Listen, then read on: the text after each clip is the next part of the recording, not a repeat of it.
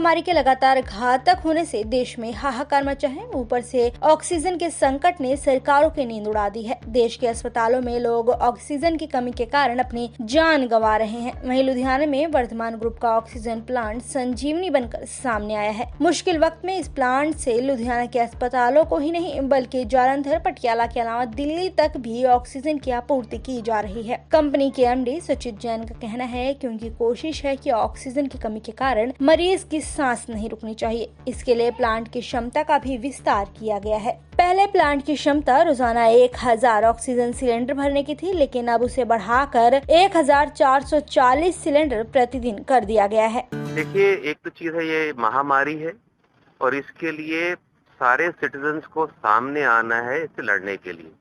हम खाली सरकार से कहें कि सरकार इससे लड़ सकती है, सरकार अकेली नहीं लड़ सकती, आम सिटीजन को भी लड़ना है। तो जो नियम है वो फॉलो करने जरूरी है। मास्क लगाना, डिस्टेंसिंग करना और जहाँ पे अननेसेसरी जगह पे जाना है वो बिल्कुल ना जाएं।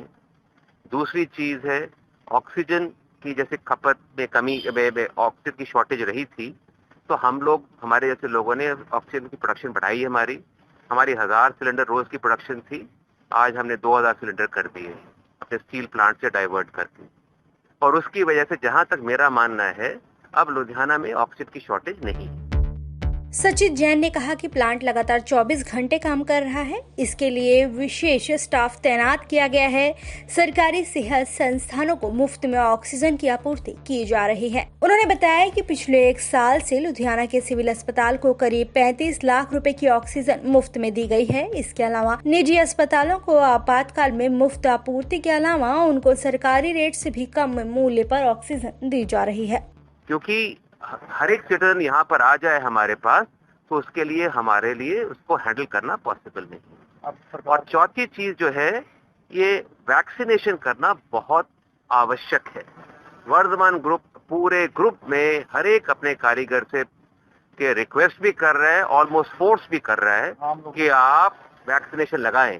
और अगर कोई कारीगर या कोई अफसर वैक्सीनेशन नहीं लगाना चाह रहा तो उससे रिक्वेस्ट करें, फिर आप घर पे बैठिए, कंपनी में आने की जरूरत नहीं है। तो आम लोगों के लिए भी बहुत जरूरी है कि वो वैक्सीनेशन करवाएं।